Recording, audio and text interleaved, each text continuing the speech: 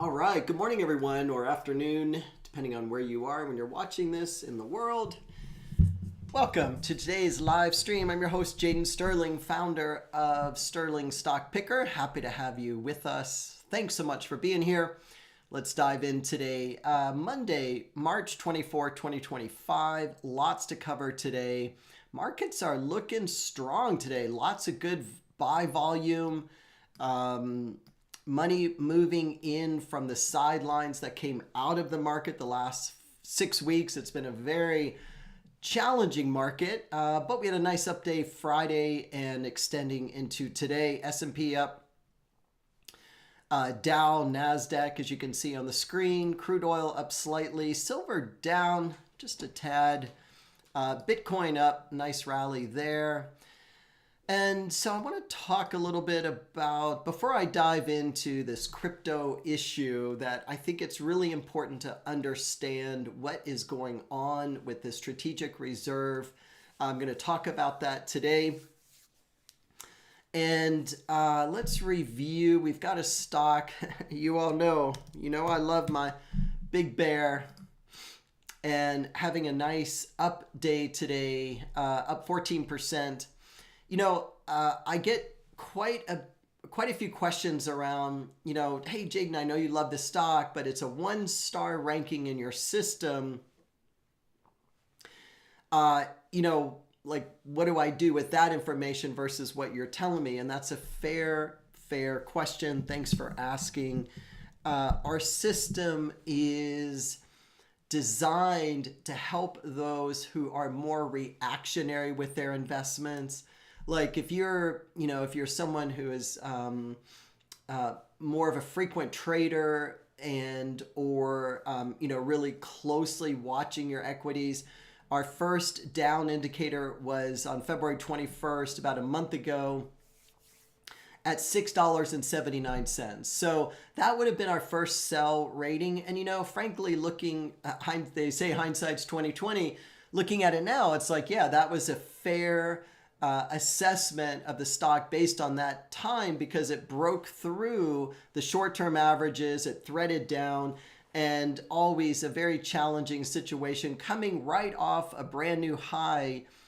Actually, that was the closing high, 978, but intraday it hit 1120.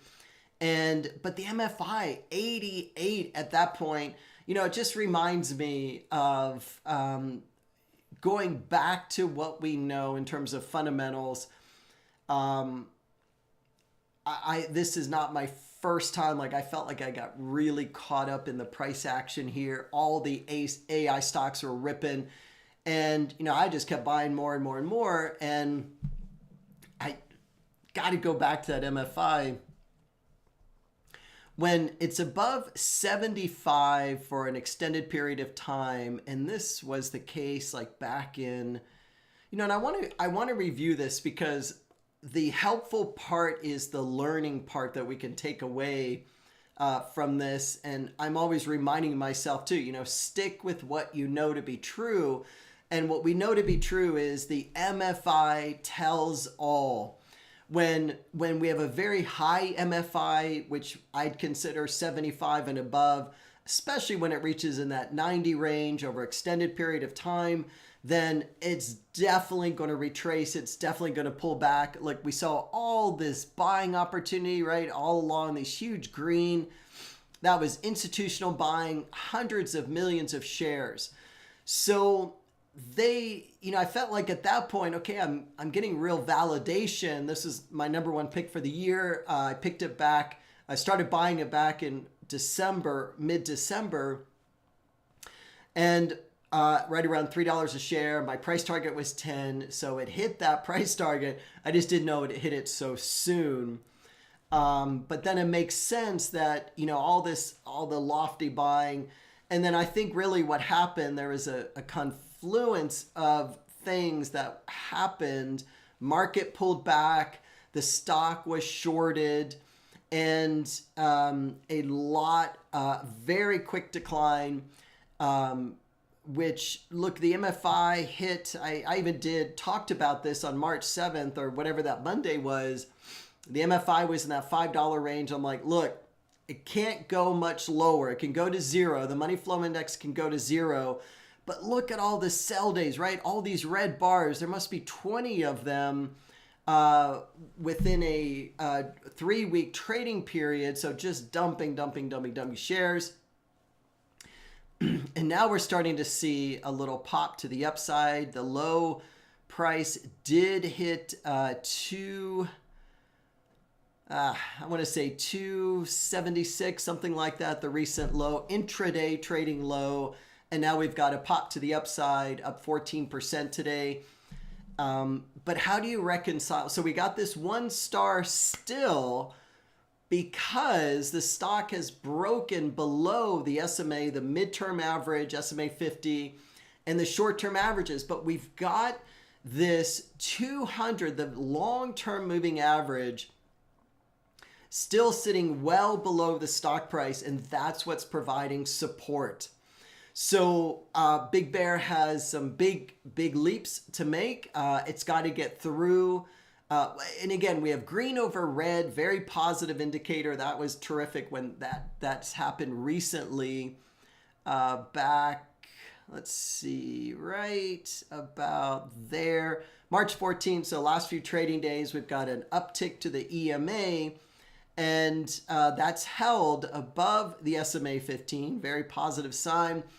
And we've got the price target of this stock close to that SMA 15. Essentially, it's getting ready to go through it, above it, threading above it. We'll see. You know, there's some variables here to consider. The end of March is a call, a management call, and we don't know what they're going to announce. They might even announce, you know, another share offering, which would bring some dilution into the marketplace. But I think this stock feels to me like it's flat on its back and it's ready for the next move up.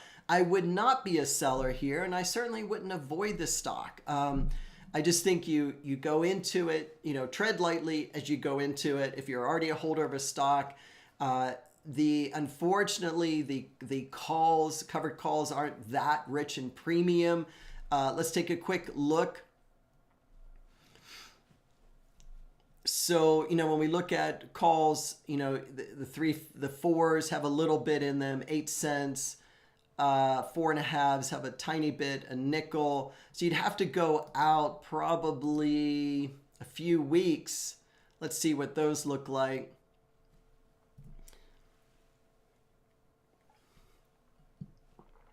So if we look at the April 11th calls, the 450 sitting at 12 cents. Not bad, not great though. So, you know, the 5s at 10 cents. You know, this is the type of stock where once the buying starts to kick in, it can go to $5 in a very short period of time. So I think the play here is you simply hold the shares and don't write a covered call on them. There's just not enough option premium on them. All right, let's move along. I promised you I would do a deeper dive into this White House Bitcoin reserve and U.S. digital asset stockpile. So, you know, when this news first broke in early March, the way it was presented was that, you know, this is going to affect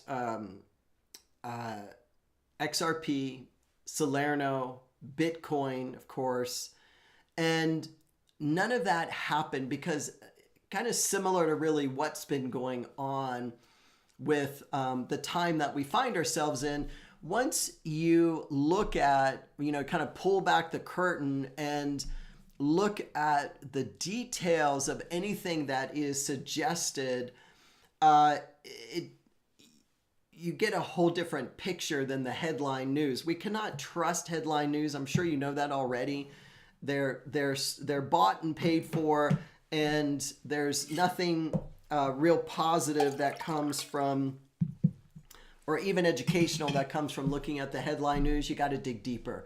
So as I looked at this, the strategic Bitcoin reserve will be capitalized with Bitcoin owned by the Department of Treasury that was forfeited as part of criminal or civil asset forfeiture proceedings.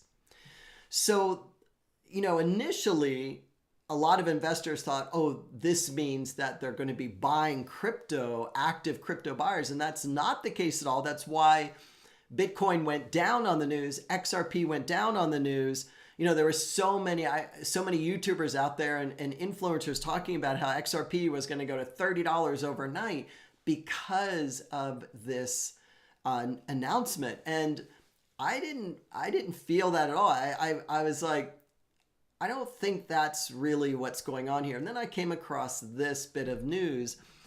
And as we look at, you know, what were the civil asset forfeitures, and here they are. The U.S. government has acquired Bitcoin primarily through seizures related to criminal investigations rather than through direct purchases. Here's the main way they've obtained Bitcoin over the years. There was a website apparently called Silk Road, and they seized that website. They seized 144,000 Bitcoin from the owner and site creator. There's some other, it says BitConnect and other crypto scams. In 2022, the Department of Justice seized 56 million in crypto from BitConnect promoter involved in a Ponzi scheme. Many other scam-related seizures have occurred over the years. I mean, it just goes on and on, you know, criminal investigations, ransomware recoveries.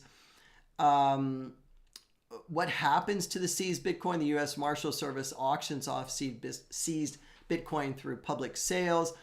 Major investors like Tim Draper bought large amounts in these auctions. Some seized funds are held as evidence until court cases are resolved. Fun fact, the U.S. government has held... If the U.S. government held on to the Bitcoin it seized, instead of selling it, it would have been worth billions today. So they may not be the best steward of Bitcoin. Who knows going forward with this new administration, what ends up happening with Bitcoin and their stockpile. But here's the thing that I'm wondering about, you know, this criminal asset forfeiture proceeding. And they're saying that, you know, this was all the Bitcoin that was seized from criminals previously. But, you know, it just makes us wonder, think out loud here. What does that mean? Civil asset forfeiture.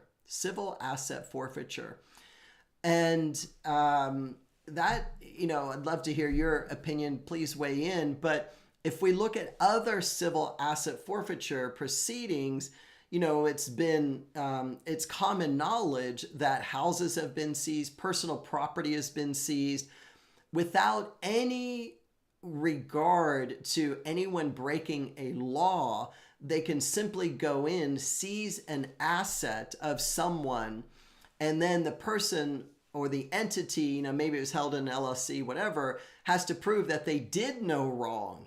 So I don't know. I'm a bit cautious now in terms of my crypto investing. Frankly, I feel way more comfortable in buying gold and silver coins. And someone asked me, you know, well, are you talking about ETFs or mutual? No, I'm talking about the physicality, gold and silver coins, the kind that have a face amount, a dollar amount on the coin. On gold coins, it's $50. On silver, it's $5. Those are the ones that I've been buying, and I know I just feel more comfortable with that. I don't know. What do you all think? You know, this decentralized cryptocurrency seems not at all what that actually is. To me, this seems more traceable and trackable than any other asset out there. I mean, think about it. It exists on a blockchain, and every single transaction is noted on that blockchain. So there's a history of that, rather than if you have cash that you're spending openly and freely, and, you know, there's no history of that, right? So I just think, you know, there's a couple things going on here that I think are important to take note of. EU has suggested that they are going live with a digital euro in October of this year, 2025. Did you all hear about that? So this is going to be and I think that's why the euro has been climbing so high, because they want to prop up the euro, make the EU look like the financial center of the world, the financial powerhouse. And then they're going to pull the trigger with that digital euro, and other countries, hey, this has been in the works for a very long time. We know that, right? We've been talking about this for a long time. Other countries are going to follow suit with their own CB, central bank digital currency, CBDC. And it's coming to the US, it's coming to North America, probably now sooner than later. So I would think 2026, I think they're going to launch it in the EU. October of this year, it's going to get kick that off. See how that works. And then I think we can expect it in North America in 2026. So I think that's what's going on there. I want to bring to your attention on our software, on our pick stock feature. We have added a brand new feature, which I am so stoked about. And that is, now you can search stocks based on their revenue growth year over year. How cool is that? So if you're looking for let's say you're looking for a growth stock ready to pop, this is what you would do. You would search let's say greater than, so once you come to this page, you go, you click here first, and I would say greater than, let's say 50% annual growth rate. And I would go with above average or high risk. And then I pop right over here to the MFI, look at the oversold stocks. And how many do we have? We have 75 to choose from. So those are the ones, high growth, oversold. I think we've got some real winners here. So consider some of these stocks. You want to stay away from these little dinky stocks like 2.3 million. Maybe we actually do a search for market cap. Let's choose let's choose small cap. At least that'll get rid of some of these nano cap stocks, these really super small stocks. And then we've got 11 stocks to choose from. So go through these carefully, see if any of these resonate with you. If you're really getting a ping like, yeah, this is a winner, check them out and see what you think. I'd love to hear your thoughts.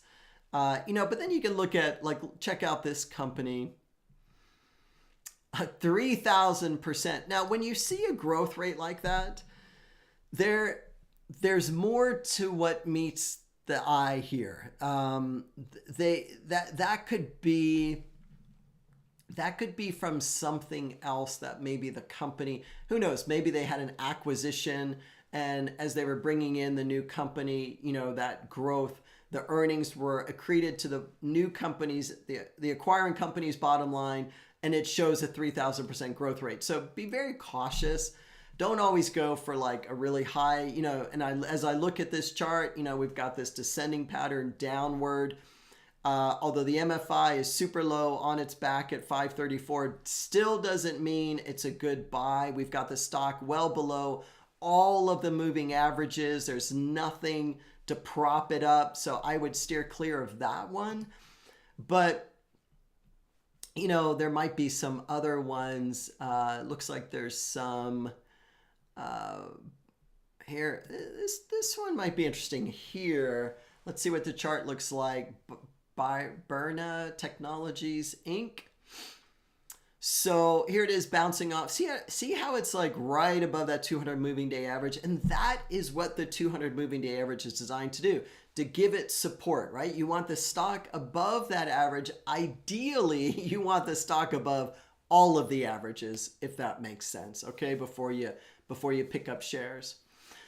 Well, anyway, I hope this was helpful for you today. Have a fantastic week, and thanks again for your support. We welcome all of our new members to the platform, and we'll see you next Monday. Bye for now.